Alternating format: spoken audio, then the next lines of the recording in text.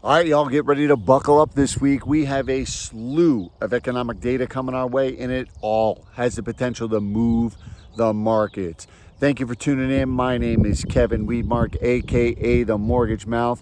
Every week I bring to you the week ahead so we can be all on the same page of what's coming down the pike, so we can let our clients know, we can be aware of what's going on, and we can all be on the same page.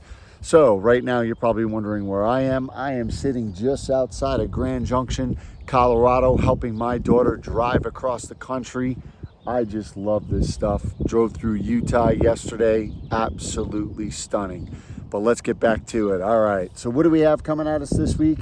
We have jobs, and more jobs. And we have that coupled with inflationary data. We have PCE coming at us, personal consumption expenditure, and it is the biggest indicator for the Fed of what they expect is going on with inflation. So that is something that we really want to watch, and that's coming at us on Wednesday.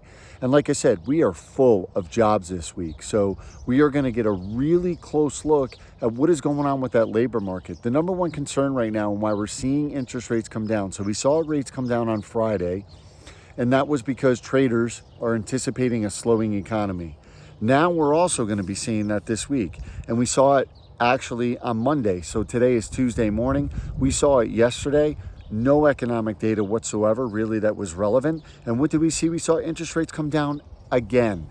The overall concern that this economy is going to be slowing is something that is on everybody's mind. And what's really interesting that's going on right now is we have fiscal policy versus economic data. That is really what's going on with the marketplace. And as we see, the fiscal data can be very temporary. And what's really winning in the end is that economic data. Traders, the Fed, they're all digesting the really core numbers. But make no mistake about it, when Trump comes out, the administration comes out and basically indicates, hey, I want to fire the Fed, this or that, or tariffs, and brings out the big easel board, the market is going to react. It's going to be a little bit more aggressive. The term I was using was violent when the tariffs came out. I mean, it was really aggressive, a lot of red. But what's happening now is everyone's kind of saying, okay, the tariffs are playing out. Looks like it's kind of moving through. And right now, we're all going to really digest this economic data. And what we see is a slowing economy. And what that means is we want to kind of pull back. We want to make sure that the stock market is balanced. But we need to move over into the safe haven of the treasuries. And we're even seeing that on a global scale with those auctions last week. However, I wouldn't be, make sure that you keep your, what do I want to say, ear to the ground, because who knows what can come out of this administration at any given time. And that could obviously take interest rates and move them in the other direction. The other thing that we have this week is we do have consumer confidence numbers that are going to be coming out.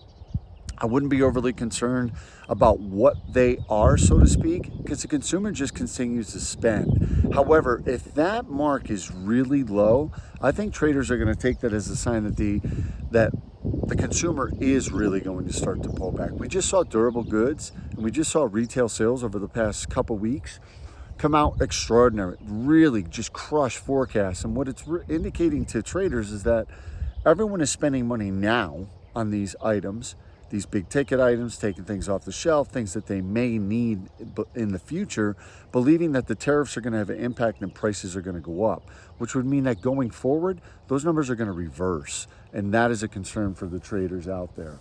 The other thing that we have is it's here. We're finally at the first quarter of GDP. We're going to get the Trump era GDP. I talked about this all the way back in December. In January, when we were getting the read on Q4 and everybody was like, oh, GDP is fine, the economy's good. And I was like, let's just wait and see what the Trump effect is going to have. Now, he did not get a full quarter. Inauguration day wasn't until January 20th. But again, it's going to be interesting to see where this number falls. And I think that could absolutely be a market mover for traders as well. The biggest news this week, again, just make sure that you're buckled up. Make sure that your clients know, especially if they have a home under contract, this week they need to be talking to their mortgage professional, making sure that they're on speed dial, and making sure that they're aware of what economic data is coming out which day, because yesterday would have been a great day to potentially lock, knowing of the information that's going to be coming out this week and how that interest rates move lower. And the last thing I wanted to talk about is shopping around. Look, we always like to shop around. When you're looking for a TV, you're looking at multiple online, you're looking at multiple things. When you're shopping for certain things, especially big ticket items, you're always willing to shop around. I highly encourage in this environment right now, how important the monthly payment is for our clients is something that really we need to consider. So yes, would I love referrals? I would love them. The one thing I wanted to point out is you should be encouraging your client to shop for both a mortgage and insurance. The big one is also insurance. With all the skyrocketing costs that are out there and all that is going on in that environment, make sure that you have a couple good people in your holster that you can point them to. I would highly encourage maybe a broker that has multiple insurance companies that they can go to. And then on the mortgage side, make sure you're giving out a couple numbers. And I would even highly encourage, if you have a client and you want a quote and you're like, hey, I'm working with this person, they're looking at these houses, what interest rate are we going to be looking at? Because those clients are so interested in that monthly payment that it could sway them from writing an offer or not. It's always good, and I'm happy to give that information to you so you can relay it. And if it works out into a deal for all of us, because I have the lowest rate, the lowest cost, whatever the case may be, that would be fantastic. All right, y'all, I hope you have a great week. I'll be coming to you still with the Daily Dose, even though I'm driving across the country. I'll look forward to speaking to you. And once again, just take in this scenery because it is beautiful.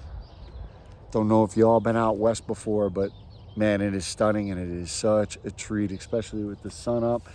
It is a little cold. I do have a winter hat. It is about 40 degrees right now, so I am freezing as I'm sitting here.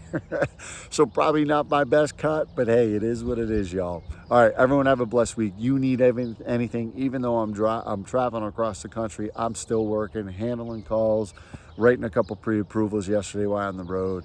I'm always here to help. All right, y'all, I'll talk to you soon.